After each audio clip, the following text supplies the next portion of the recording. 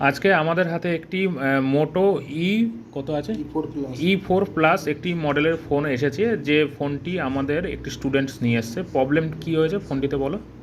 বললাম battery percentage বাড়ছিল না। ব্যাটারি যে পার্সেন্টেজ সেটা বাড়ছে না, মানে যেটা ব্যাটারি কত পার্সেন্ট চার্জ আছে না আছে সেটা দেখায় বিএসআই লাইনের মাধ্যমে, সেটা আমাদের চার্জ বাড়ছিল না, 2% এসেই আমাদের স্টাক করে যাচ্ছিল। তা প্রবলেম কিভাবে আমরা সলভ করেছি, জাস্ট এইখানে যে চার্জিং সকেটটা ছিল সাববোর্ডের, আমরা শুধু সেটা আমরা চেঞ্জ করে দিয়েছি। চার্জিং সকেটটা ঠিক এই যে এইটা আমাদের চার্জিং সকেট, আমরা জাস্ট চার্জিং সকেটটা যেই চেঞ্জ করে দিলাম, আমাদের যে পার্সেন্ট চার্জের পার্সেন্ট সেটা কিন্তু আমাদের ইনক্রিজ করছে। একবার একটু দেখাও নিচে। এই যে আমাদের এটা ছিল 2%, মানে 2%-এ এসে কিন্তু আটকে যাচ্ছিলো, আর বাড়ছিল না।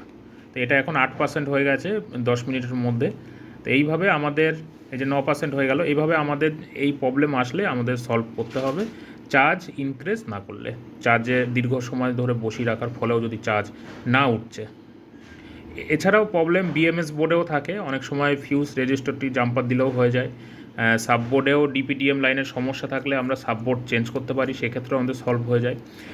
এক্ষেত্রেও যদি আমাদের মেইন বোর্ডে যদি কোনো ইন্টারনাল কোনো সমস্যা থাকে চার্জিং সেকশনে, সেক্ষেত্রেও আমাদের ফল্ট যেটা আমাদের ফাইন্ডিং করতে হবে, সেক্ষেত্রে একটু কঠিন হয়ে যায়। কিন্তু আমাদের বেসিক্যালি যে প্রবলেম হয় সেটা হয় চার্জিং সকেট কার্বন এসে যাওয়ার ফলে প্রবলেমটি আসে সাববোর্ড এবং বিএমএস বোর্ড, এবং ব্যাটারি তো অবশ্যই এই কারণের জন্য দায়ী থাকে কোনো কোনো ক্ষেত্রে।